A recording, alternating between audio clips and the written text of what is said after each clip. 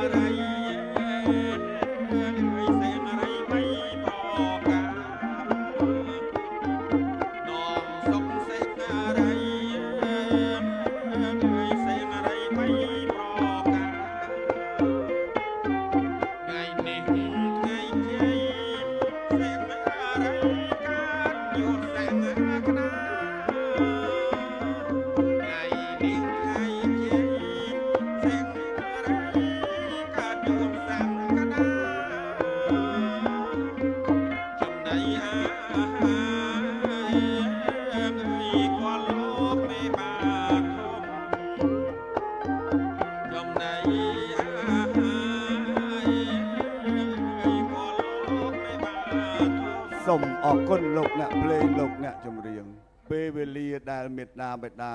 ទន្ទឹងរង់ចាំគឺការដង្ហែផ្កាស្លាជ័យរបស់កូនប្រុសស្រីជូនលោកអ្នកដ៏មានគុណនៅក្នុងថ្ងៃរៀបមង្គលអាពាហ៍ពិពាហ៍ពេលនេះជុំគ្នាបានដង្ហែយកមកតម្កល់ទុកមុខអ្នកមានគុណហើយបាទ